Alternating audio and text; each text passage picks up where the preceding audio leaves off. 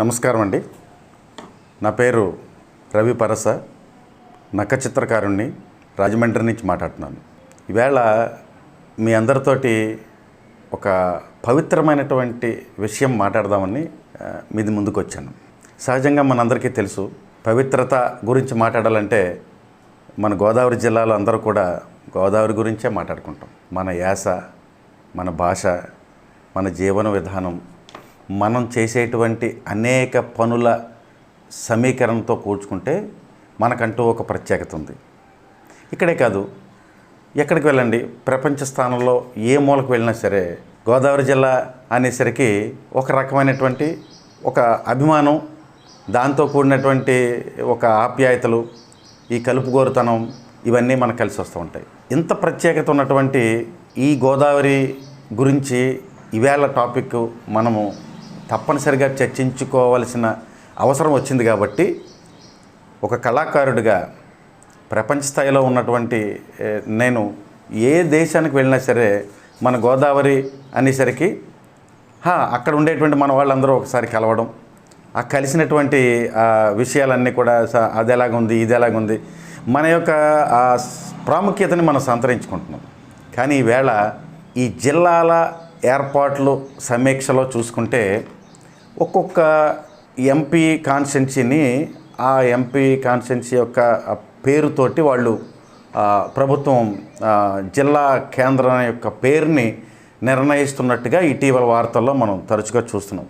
కొన్ని విషయాలు మనలో మనం చర్చించుకోవడం కంట మనందరం కలిసి చర్చించుకుంటూ ఈ విధానాలు అమలుపరిచేటువంటి ఈ తరుణంలో నాయకులకి, పూజ్యులైన పెద్దలకి, గౌరవ సలహాదారులకి అందరికీ కూడా తెలియజేయాల్సినటువంటి బాధ్యత మనందరి మీద ఉంది. మీకు తెలుసు, అసలు ఈ గోదావరి అన్న పేరులోనే పవిత్రత ఎంత ఉందో. ఇంకా మనం ఎదురుకెళ్తారంటే భారతదేశంలో ఉన్నటువంటి ఏకైక జీవనదులు ఉత్తర భారతదేశంలో గంగా నది, దక్షిణ భారతదేశంలో గోదావరి నది. నదులన్నీ ఉన్నాయి. అన్ని నదుల్ని మనం పరిరక్షించుకోవాలి.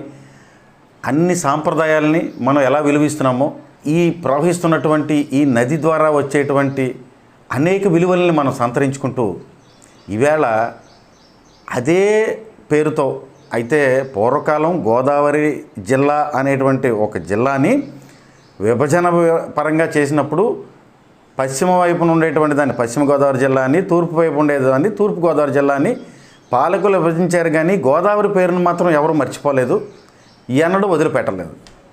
కానీ ఈవేళ ఉండేటువంటి అది ఎంతవరకు అవుతుందో అవ్వదో మనకైతే తెలియదు. కానీ రిప్రజెంటేషన్ ఇవ్వాల్సినటువంటి బాధ్యత మనందరి మీద ఉందని నేను ఇంకొకసారి మీ అందరికీ తెలియజేస్తున్నాను. సుమారు 3 లక్షల చదరపు కిలోమీటర్ల ఉన్నటువంటి వైశాల్యతతో కూడిన నదీ పరివాహక ప్రాంతం ఏదైనా ఉందంటే దక్షిణ భారతదేశంలో గోదావరి ఒక్కటే. మీరు ఆలోచించండి, ఎలాగ ఉందంటే పెట్టచ్చు, రాజమండ్రి జిల్లాని పెట్టండి, ఇప్పుడు అమలాపురం జిల్లాని పెట్టచ్చు, నరసాపురం జిల్లా ఏదైనా పెట్టండి. కాకపోతే ఊరు పేరుకు ఉండేటువంటి ప్రాముఖ్యత ఆల్రెడీ మనకుంది. ఇప్పుడు మన రాజమహేంద్రవరానికి ఉన్నటువంటి ప్రాముఖ్యత కొన్ని తరాల నుంచి రాజరాజ నరేంద్రుడు పరిపాలన అంతకుముందు నుంచి కూడా ఈ యొక్క నగర యొక్క ప్రాశస్త్యత ఎక్కడికి పోదు కదా. దీనితో పాటు మనము ఈవేళ రైస్ బౌల్ ఆఫ్ ఆంధ్రప్రదేశ్, మీ అందరికీ తెలుసు, మన జిల్లాలకు ఉన్న పేరు చాలా అద్భుతమైనటువంటి మనకి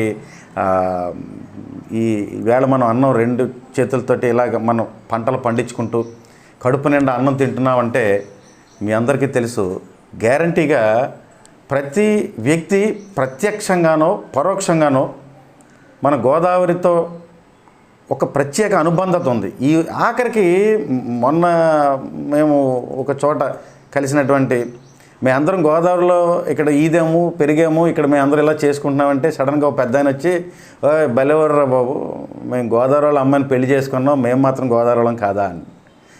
ఏదో విధంగా కుటుంబబంధంగా, మానసికంగా, శారీరకంగా ఈ బంధాలతో ఉండేటువంటి ఈ ప్రాంత వాసులకు ఉండేటువంటి ఒక గొప్ప బంధాన్ని మనం అనుక్షణం మన మదిలో ఉండాలి అంటే మన జిల్లాకి గోదావరి జిల్లా అనేటువంటి పేరు. ఎందుకంటే ఈ పేరులో ఇదే ఎందుకు పెట్టమంటున్నామంటే మీరు చూస్తే ఈ కాన్స్టిట్యున్సీ మన రాజమండ్రి ఎంపీ కాన్స్టిట్యున్సీలో 7 ఎమ్మెల్యే సీట్లు ఉన్నాయి. ఈ 7 ఎమ్మెల్యే ప్రాంతాలు అన్నీ కూడా గోదావరికి అటు గోదావరికి ఇటే ఉన్నాయి.